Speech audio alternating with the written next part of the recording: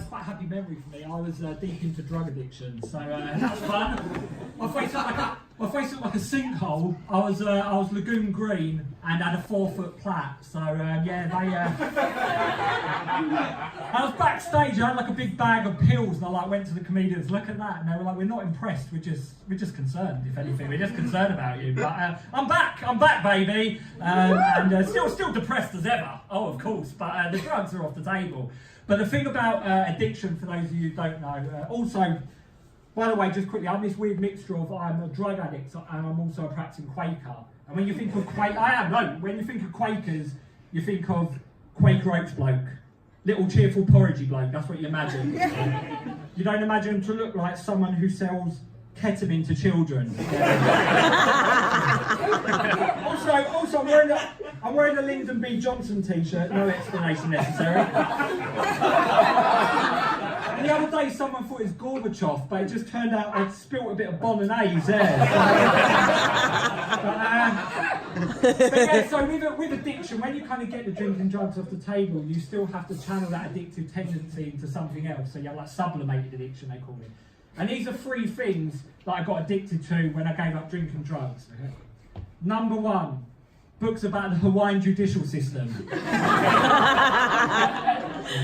I read one article about the Hawaiian judicial system. I thought, I need to know everything there is to know about Hawaii. I don't even want to go to Hawaii. Yeah, but number 2 was, it's shameful when the breeze past it, masturbating on tanning beds. Again, no explanation necessary. Yeah. And number 3 is even worse, holding in a shit. I'd let that shit, it's good, isn't it? Yeah? I'd let that shit, I let it teeter-totter on my sphincter, because when it tipped back into my body, I felt something. I felt free. I felt fucking free.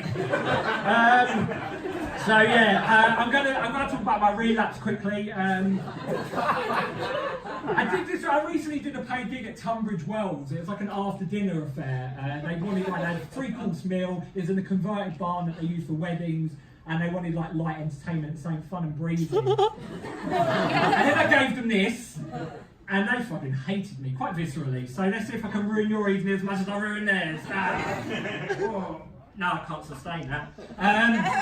Okay, so I had 8 months of sobriety. I was doing well, and I went on a family holiday with my mum and dad. They said, you know, your recovery is quite precarious, so we want to come on this holiday with you, but you are a 28-year-old man, so the evenings are your own.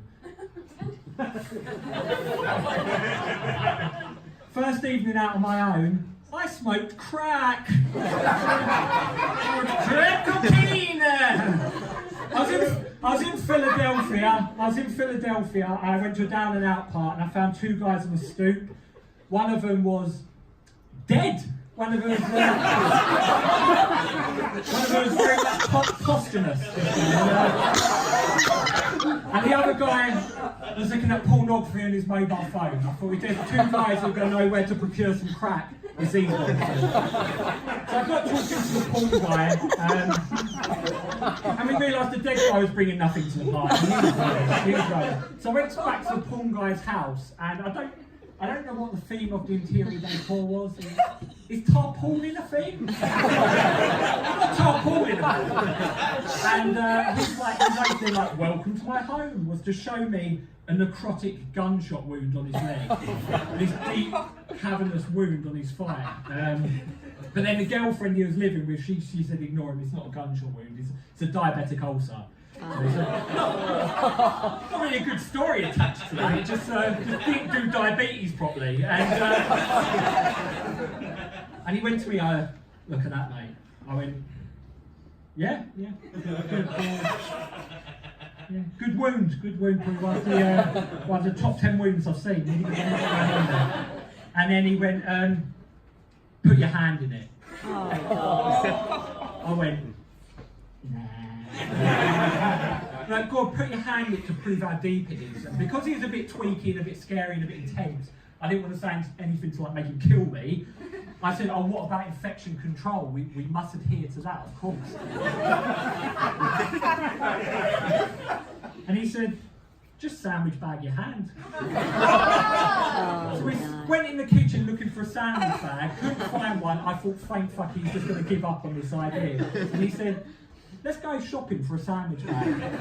So we spent 45 minutes going around Philadelphia, cracked out our eyeballs, shopping for a sandwich bag, just so I could sheathe my hand and dip it into his diabetic ulcer.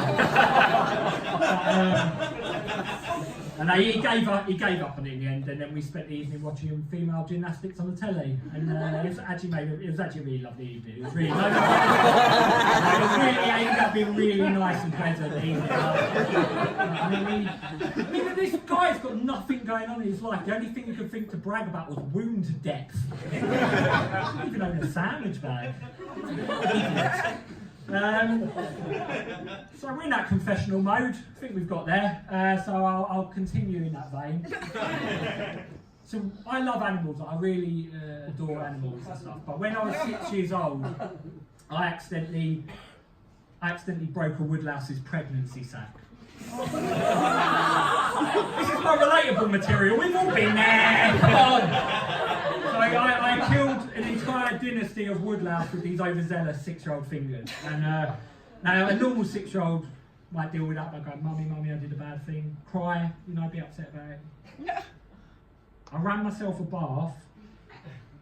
I got into that bath. I got a bar of soap. And I shoved it deep into my anus as a form of self-flagellation. I remember being in the bath, perforating the gummy wall of my young interior, going, it didn't need to be like this. You've only yourself to blame. I recently did this set.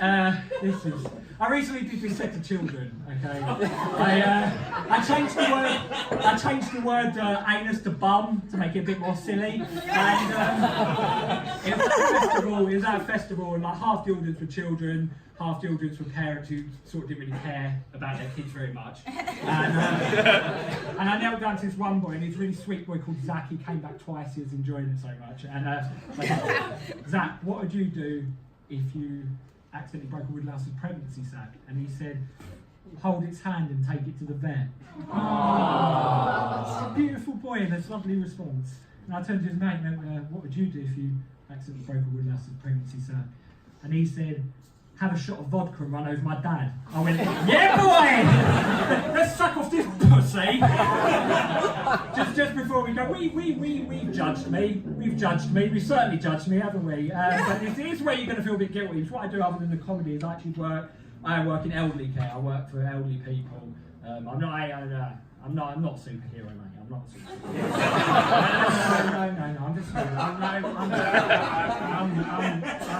No. I'm just a human being. Like you, I'm a human being. A wonderful, saintly, selfless human being. That's all I am. But it's nice. I mean, there's one guy called Peter, and when he gets angry, he whacks me with his stick. When he gets hungry, he whacks me with the stick. When he's horny, whacks me with the stick. And the other day, he whacked me with the stick. I turned round and he went, we have a laugh, don't we? No, never. But as a drug addict, you're a bit of a first-rate fabulist. You don't want to occupy reality too much because it's fucking painful. And you kind of want life to be like a film, but like life isn't films, mate. If you can take away something from this, mate, it is life is not films. And there was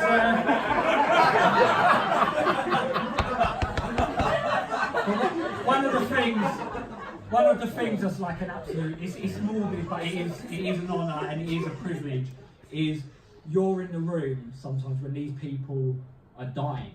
This is the terminus of a 90-year lifespan, and you're there sharing this final moment with this person. And there was this woman, she had laboured breathing, they call it chain stoking, she was chain stoking. I held onto her hand and I said, you're with people who love you, you're with people who care about you, you can let go, now.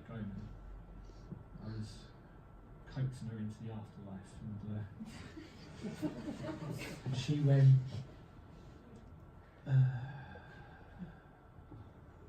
I said, she's gone. She's gone. And she went, oh, not yet. This happened 4 more times. And by that point, I was like, why are you ruining your death for me? That's such a beautiful punctuation point, and you're just milking it. Into my lunch break as well. I know it's annoying, but yeah, death, we got that one covered. I think we've covered all the basics. You've been a very lovely, tolerant audience, so thank you for having me.